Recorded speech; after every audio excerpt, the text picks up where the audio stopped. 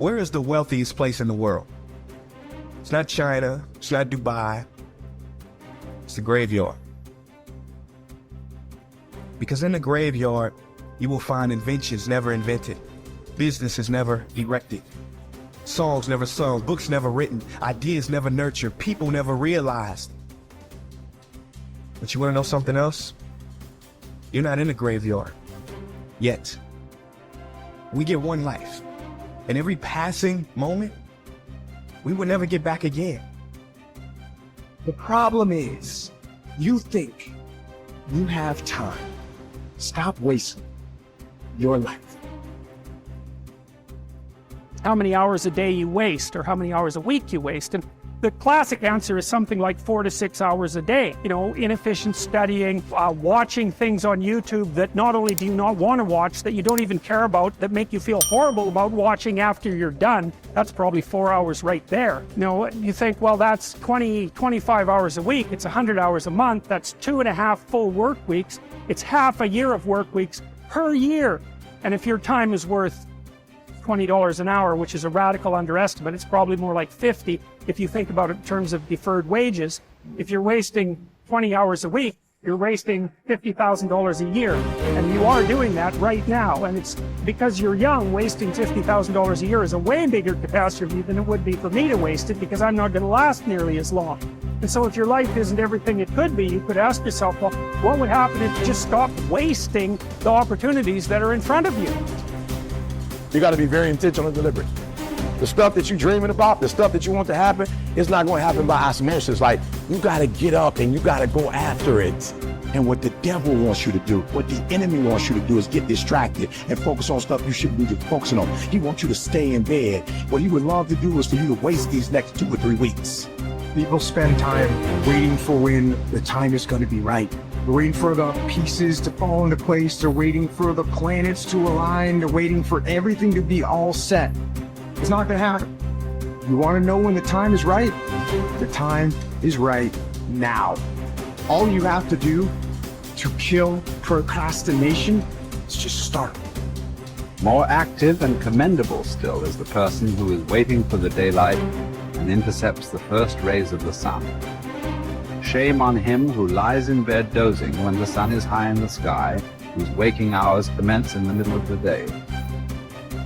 You have to dedicate every breath, every ounce of energy, and every thought and effort that you possibly have in your heart to becoming what it is you want to be. Because nothing great comes from a position of comfort. Everything worthwhile, everything that is great comes from being in a position of uncomfortable. Nothing worthwhile is easy to get. Everything's going to make you uncomfortable. Get used to it. And if you can get used to being uncomfortable, your limits are non-existent. Everything strives to become all it can possibly be. And that striving to become is what discipline is all about. Disciplining ourselves to fulfill our natural potential to become all that we can be. And finally, discipline attracts opportunity. Opportunity is always looking for ambition and skill in action. Discipline taps the unlimited power of commitment. The human will in action, driven by inspiration, enticed by desire, tempered by reason, guided by intelligence, can bring you to that high and lofty place called the good life. Discipline, those unique steps of intelligent thought and activity that put a lid on temper and a faucet on courtesy, that develop positive and control negative, that encourage success and deter failure, that design lifestyle and control frustration, that enhance health and curb sickness, that promote happiness and manage sadness. Discipline, the start and the continuing process that brings all good things. And remember, anyone can start the process. It's not if I could, I would. It's if I would, I could. If I will, I can. So start the new process. You can begin a new habit no matter how small it is. Small isn't important. Whether or not you start and whether or not you continue are all that is important. And don't be deluded by an affirmation. Only affirm what you are truly prepared to do. Many of us delude ourselves with our words into believing that we're making changes and making progress, when in fact our daily activity is taking us in the exact opposite direction of our affirmations. Why would you walk in the opposite direction of your dreams? The man dreams of wealth and walks daily towards certain financial disaster. The man wishes for happiness and thinks the thoughts and commits the acts that take him to certain despair. So to have a prosperous life, start a prosperity plan. To become wealthy, start a wealth plan. Remember, you don't have to be wealthy to have a wealth plan. A person with no means can have a rich plan. If you are ill, start a health plan. If you don't have energy, start an energy plan.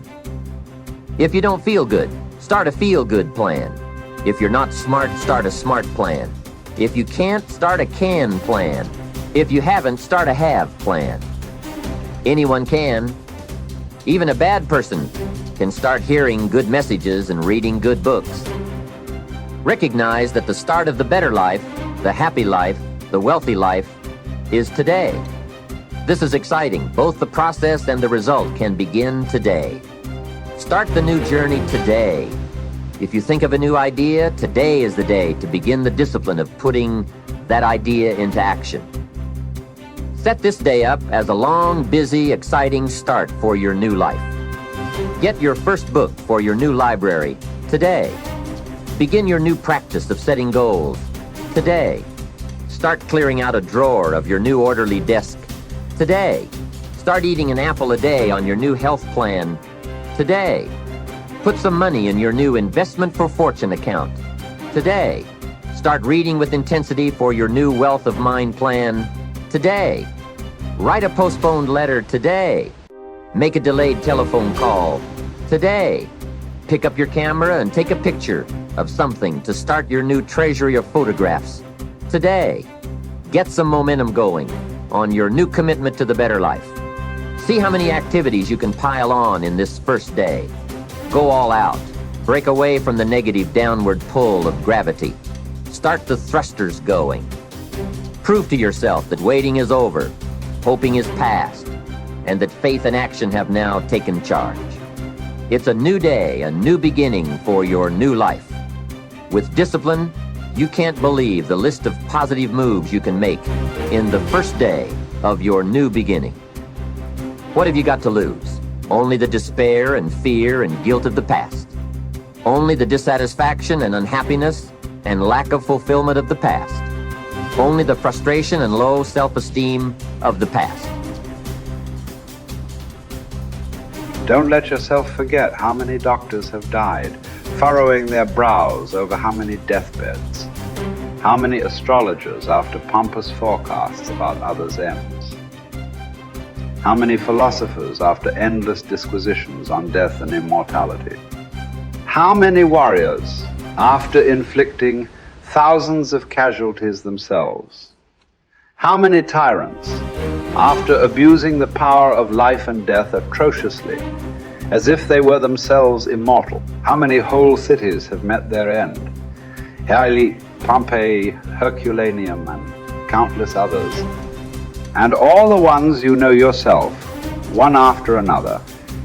One who laid out another for burial and was buried himself, and then the man who buried him, all in the same short space of time. In short, know this: human lives are brief and trivial. Yesterday, a blob of semen. Tomorrow, embalming fluid, ash. To pass through this brief life as nature demands. To give it up without complaint, like an olive that ripens and falls, praising its mother, thanking the tree it grew on. If you do the task before you, always adhering to strict reason with zeal and energy, and yet with humanity, disregarding all lesser ends and keeping the divinity within you pure and upright, as though you were even now faced with its recall. If you hold steadily to this, staying for nothing and shrinking from nothing, only seeking in each passing action a conformity with nature, and in each word and utterance a fearless truthfulness, then the good life shall be yours.